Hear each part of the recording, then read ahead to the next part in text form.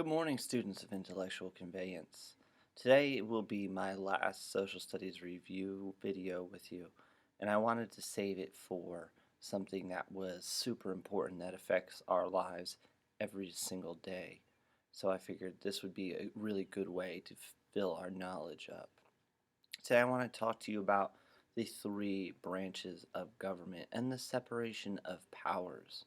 First, if you remember, there are three branches in the United States government: the legislative, executive, and judicial branches.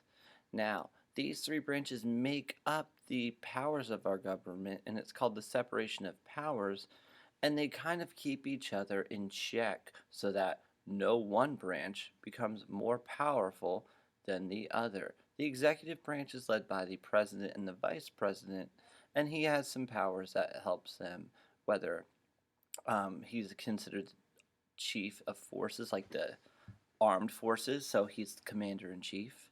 He's able to veto laws and ask the legislative branch to change them.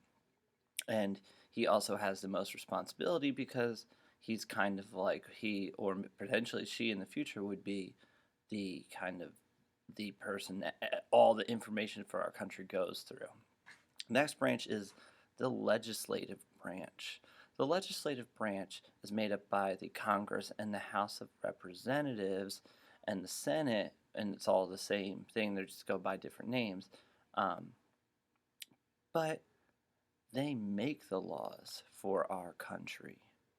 So if you have to obey a law, it came from the legislative branch. Now, when they vote, they need to have at least a 2/3 majority to pass a law, and then they need to be able to pass that along to the president, who might sign it into law. But the president might veto it, like we said, but the legislative branch can override that veto, and that's one of the ways they keep that power balanced. They also have the ability to vote to send our army into war or conflict. The last branch I want to talk to you about is the judicial branch. The judicial branch, as it sounds like, is made up of judges and the different courts at all the levels of whether it's local and state governments or within our country. The highest court is the Supreme Court, and that has 9 judges on it so that there could never be a tie. Their job is to make sure that laws are fair and balanced, and make sure that they're not discriminating against any group of people.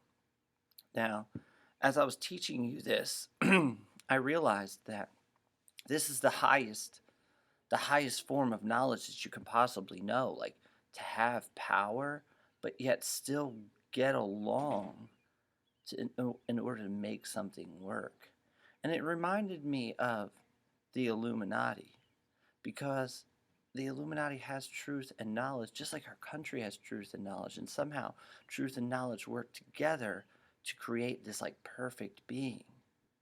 And they don't need to get rid of anything. They complement one another.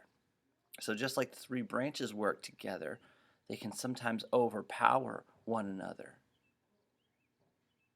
Or not overpower one another, but work together so that they can, make our country the best that it can be.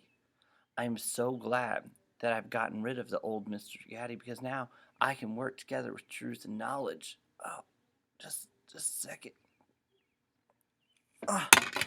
Guys, quick. I'm still in here. I need your help. He's talking about truth and knowledge again, but what he doesn't realize is that the separation of powers only separated his personality from me. I'm still here. Somebody please get me out.